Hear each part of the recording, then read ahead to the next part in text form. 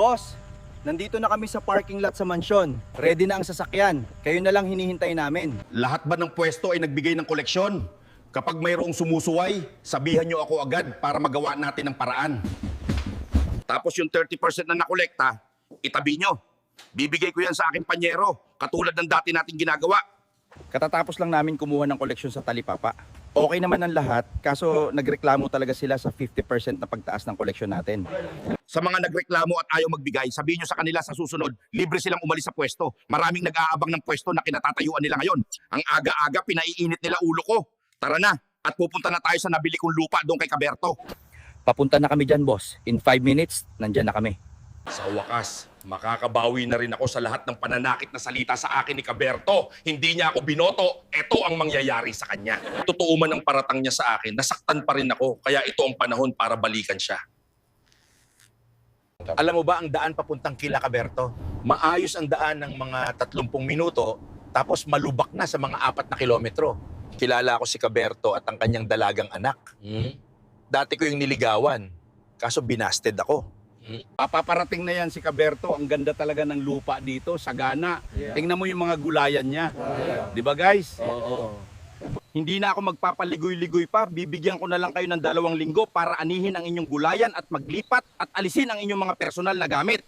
Kakabulaklak lang ng aking mga gulayan. Baka pwedeng mga 3 buwan para maani namin at meron kaming ekstrang pera. Naaalala mo ba, dati ako nakiusap na iboto mo ko, pinahiya mo ako sa sarili ko, kaya malabo yung pakiusap mo.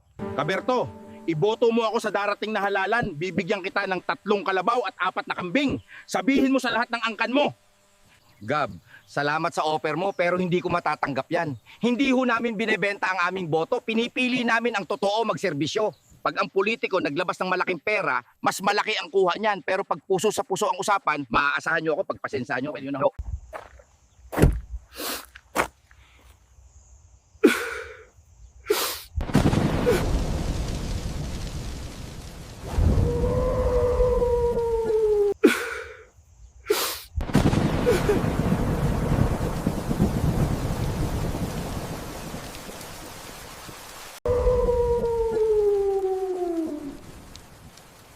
Ano nangyari?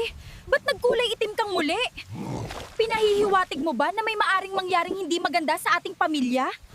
Basang-basa yun si tatay, kailangan nating puntahan. Kamusta na kaya ang usapan nila ni Gobernador?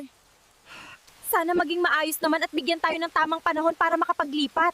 Sana pagbigyan ni Gob ang munting hiling ni tatay na panahon. Tay, parang nanlulumo ka. Parang mahinang-mahina ka.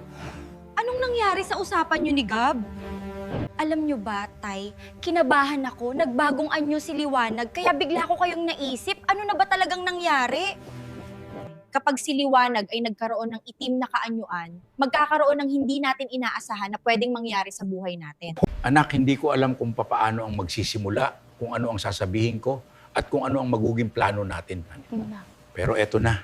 Anak, binigyan lang tayo ni Gob ng ilang linggo para umalis. Kailangan nating maibenta ang ating mga hayop kahit sa murang halaga.